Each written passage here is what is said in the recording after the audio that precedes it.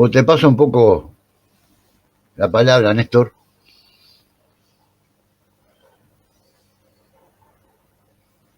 Déjame prender el micrófono primero. O sea, lo apagué para que saliera la tos.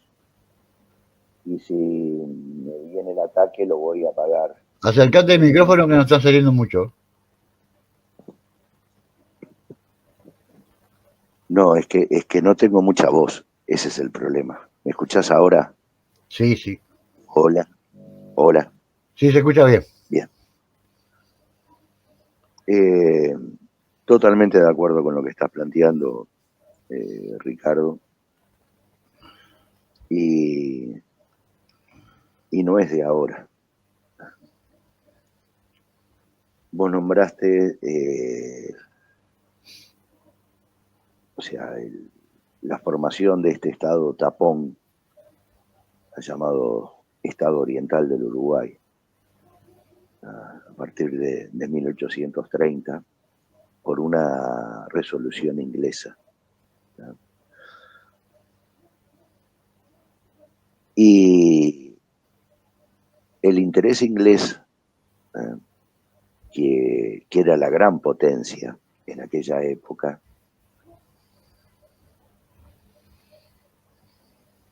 o sea, con un pleno desarrollo de la revolución industrial, capitalizaba, ¿no? Mucho dinero y tenía que ver cómo hacer circular y darle ganancia a ese dinero.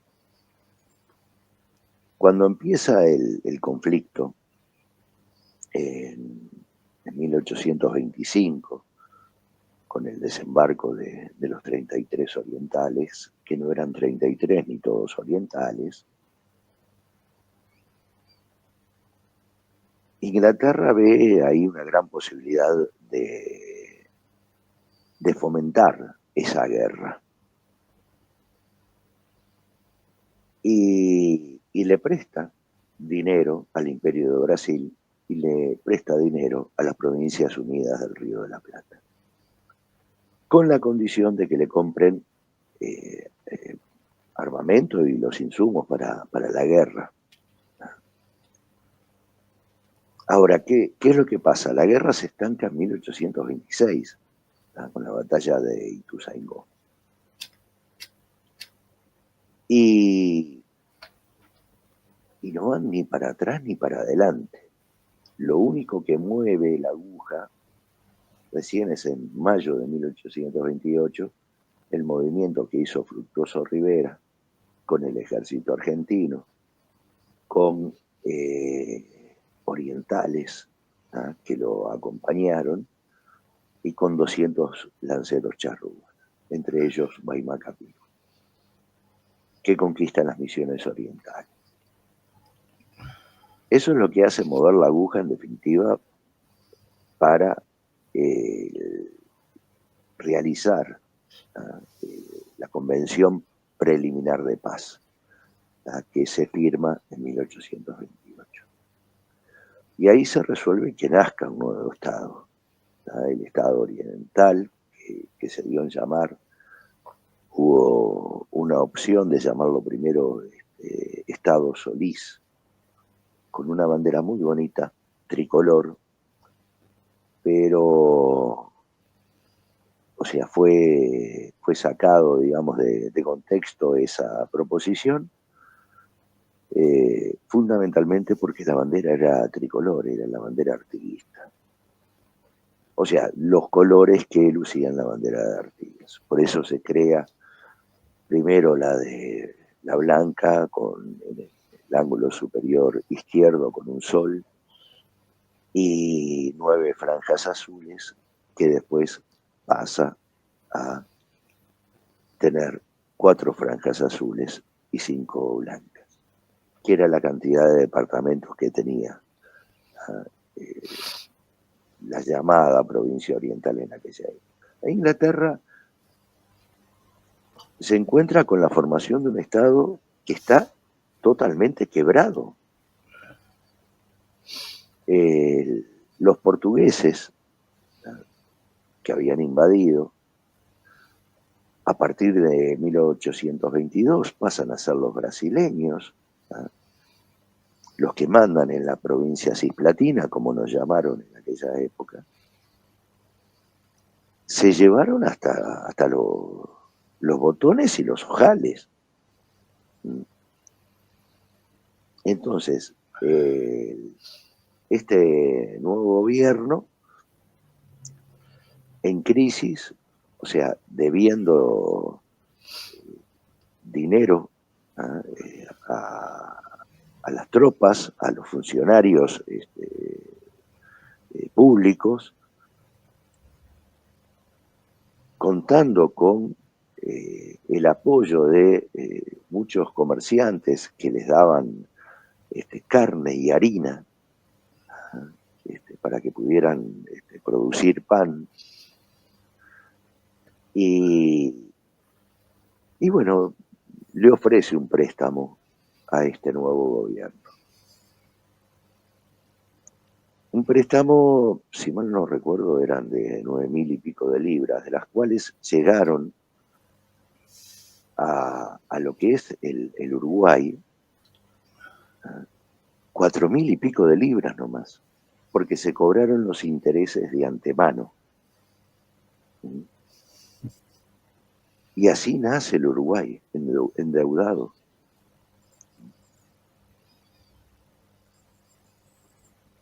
Recuerdo de aquello que nos contaba Eduardo Galeano en Las Venas Abiertas de América Latina,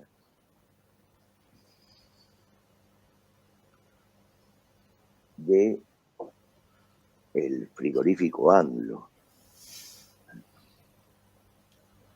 el cual acá en Uruguay se llevaban las reses al ganadero, al frigorífico, se faenaban, y acá en Uruguay siempre daba pérdida. Ahora, la exportación de esa carne que llegaba a Londres, a las carnicerías de los mismos propietarios del frigorífico Anglo, daban enormes ganancias. Y para poder seguir subsistiendo, digamos, acá el frigorífico Anglo, lo que hacía era pedir subsidios del Estado para no tener que despedir empleados ni bajarle su salario. Y el Estado le daba subsidios. Mientras que estaban subsidiados acá, las ganancias las obtenían de las carnicerías de Londres.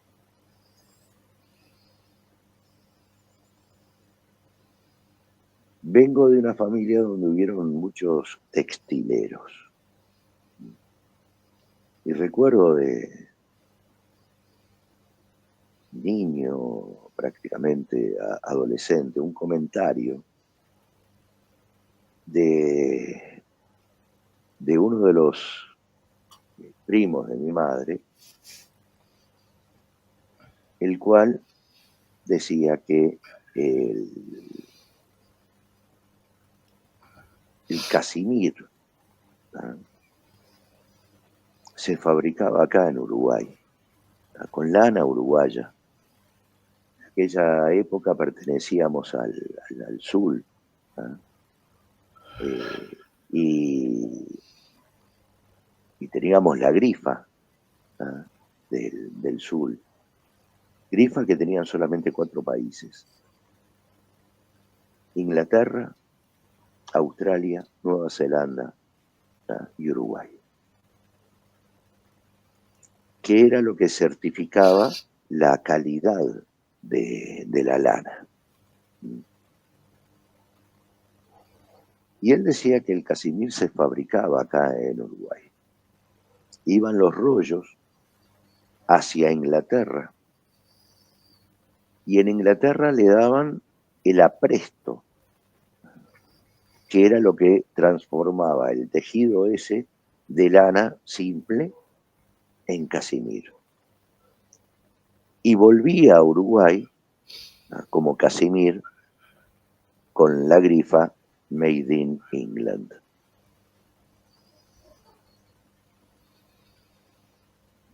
Entonces, o sea, lamentablemente esto, y no solo acá en Uruguay, en toda América, nos ha pasado en toda la Vía Yala. Y sigue pasando, lamentablemente. Materia prima y el valor agregado lo ponían ellos y las ganancias eran Exactamente. impresionantes. Mirá el comentario que te puso Marcela ahí, está en pantalla. No lo veo. Algunos botones quedaron, puso. El humor particular de Marcel Machado. La ironía ácida de Marcel. Sí. Gran abrazo, Marcel, para vos. Abrazo, Marcel. Y bueno, la situación en definitiva no ha cambiado. O sea, comentabas lo de la celulosa y sigue sin cambiar. O sea, estamos dominados, ¿no?, por lo que es el poder económico mundial. O sea, nacimos dominados y seguimos dominados. Se han cambiado las cadenas. Hemos dejado las cadenas del Imperio Español para asumir las cadenas del Imperio Inglés. Ya a principios de los años, los primeros años del siglo XX, se cambian esas cadenas inglesas o se empiezan a cambiar por las de Estados Unidos. Y después estamos a la libre oferta y demanda.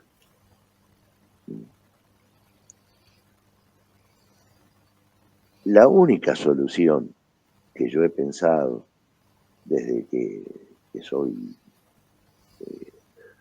que tengo uso de memoria, no digo que tengo uso de razón porque quizá nunca tuve uso de razón, pero sí uso de memoria, es una América firmemente unida. Que lamentablemente, desde que han nacido estos países independientes, se han balcanizado en su forma de crearse, cosa que no hizo Brasil, por eso es un país continente, y esa, digamos, balcanización, esa atomización de los territorios de la colonia española, fueron desde el principio dominadas por las oligarquías. Cuando se empiezan a derrotar todos aquellos intentos de lo que era darle a la gente lo que se merece. Y bueno, esas aristocracias han sido lamentablemente vendidas, sobornadas, presionadas y sobornadas por los grandes poderes económicos. Y seguimos así. Bueno, Néstor, vamos a dejar algo para el próximo espacio. Hacemos la división. Déjame terminar con dos frases solamente. Dale. Hobbes dijo que el hombre era el lobo del hombre. Y recuerdo una canción de Tabaré Echeverri que decía: el hombre vive del hombre y el hambre en campo y ciudad. Y con esto culmino. Impecable, Néstor. Bueno, le mandamos un saludo a María que nos está acompañando, a Alberto que nos acompaña también, bien metida Marcel, puso Alberto Elías. Tenemos hinchada, festeja la ¿No hinchada. tenés alguna mamadera ahí No para hay, no hay, ponerle? vos sabés que YouTube no tiene mamadera. ¿Vamos arriba? A ver qué quiere. Golpeó y le abrimos. Las tranqueras siempre están abiertas y los perros están atados. Entonces le damos, lo agregamos a la pantalla. Marcel Machado. ¿Cómo están? ¿Me escuchan? Perfecto, ¿O, Marcel. o no me negás el micrófono esta vez? Nunca, ¿cómo esta vez? No. Bueno, escuchándole y en el marco del tema de colonialismo y demás, si están dispuestos les cuento un poco una realidad que estamos teniendo en nuestra zona, en la zona este del país. Una realidad que está muy vinculada a un organismo internacional, el Adalid de la alimentación en el mundo y el que teóricamente vela por los que no tienen alimentos y demás, que es la FAO. Y bueno, les cuento que FAO inició hace 50 años en nuestra zona un proyecto, un estudio inicialmente, que consistió en un estudio del territorio, de los tipos de suelo, aptos para qué cultivo era cada lugar. Proyectó 3 represas de bastante buen porte cada una. Proyectó lo que hoy se está planteando, que son los puertos graneleros para la hidrovía Uruguay-Brasil, y concretó en aquel momento, hace 50 años, o en el año 79, 77, si no me equivoco, la construcción de las esclusas en el canal San Gonzalo. Fue lo que hasta ahora hemos tenido visible de todo ese proyecto, ¿no?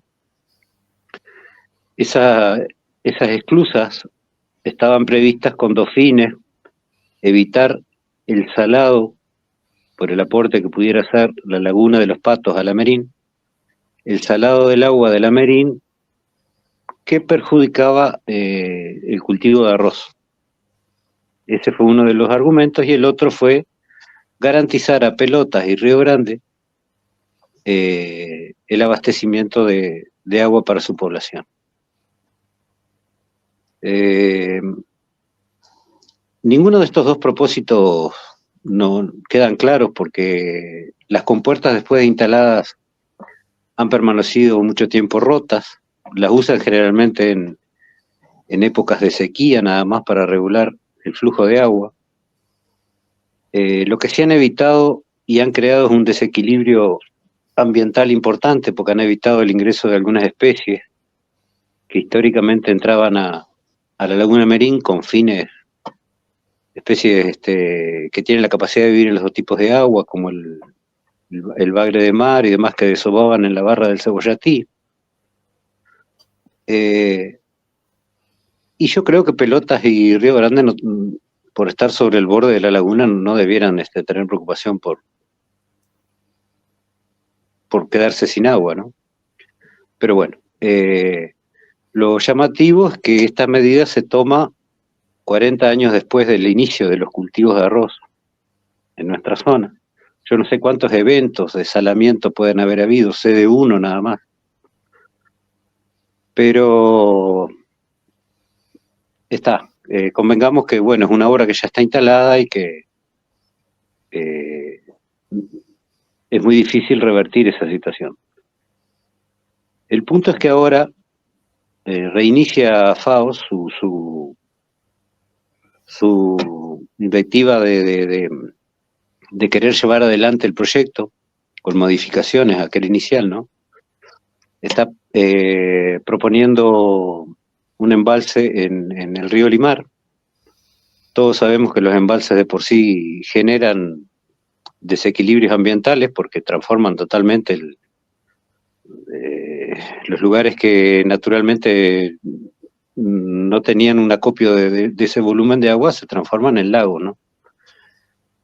Amén de que prevén la tala de unos cuantos kilómetros cuadrados de monte nativo. También con el propósito del riego de arroz, aguas abajo, porque es una de las zonas que tiene problemas, los productores que están sobre el río Limar, y para hacer un control de las crecidas del río Limar que pasa por nuestra ciudad. Los dos puntos tienen sus ribetes, las crecidas son algo natural, quizá no deseadas, pero es el ciclo de la naturaleza el que se produzcan crecidas. No afectan mayormente a muchas personas, la gente con el transcurrir del tiempo ha tomado recaudo, se ha mudado de los lugares inundables, el porte de la inversión no justificaría ese control de crecientes. Quizás sí lo del riego. Lo que no está claro es quién va a financiar esa obra, de la que lucrarán los arroceros, grandes empresas, porque ya no quedan en nuestra zona cultivadores de pequeño o mediano porte, son empresas latifundistas de miles de hectáreas. Como en las otras actividades agrícolas del país, los pequeños productores familiares o los de áreas pequeñas no existen. Entonces la duda es un poco si no termina el pueblo uruguayo financiando la obra para beneficio de las grandes empresas arroceras. Eso por un lado. Que quizá lo haga en un inicio una entidad internacional de préstamos. Si me estoy yendo muy largo, me dicen.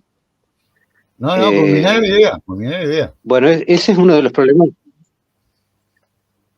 No sé hasta dónde me oyeron de que no serviría para el control de crecientes y sí serviría para beneficiar a los productores con una financiación que no sabemos si no recae sobre el pueblo uruguayo.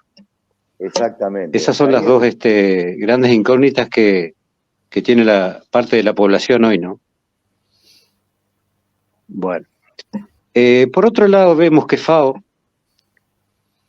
que buscando el otro día vi que el único comentario negativo que en las redes realizó o que aparece en las redes, digamos, fue sobre la modalidad de comercialización y de producción de sus productos que tenía Bolivia hace unos cuantos años, y coincidencia era en el gobierno de Evo Morales, por ejemplo. Todos sabemos quién está detrás de todo esto, ¿no? Organismos que se revisten de una máscara de ayuda, de asistencia al tercer mundo, y en realidad es otra cosa. Lo que buscan es un dominio, digamos, de las formas de producción y es lo que están buscando en este caso. Este convenio binacional que tiene Uruguay y Brasil con FAO, lo que busca es eso, porque Uruguay tendría los mecanismos, la normativa constitucional que permitiría a su población manifestarse, opinar, tomar determinaciones con respecto a todo lo que se vaya a hacer con el agua. Es el artículo 47 famoso, que en muchos lugares del Uruguay se está invocando por distintos temas, desde el tema Neptuno, Arasatí y demás. También el tema del hidrógeno verde, ¿no? Sí. Estoy de nuevo. Dale.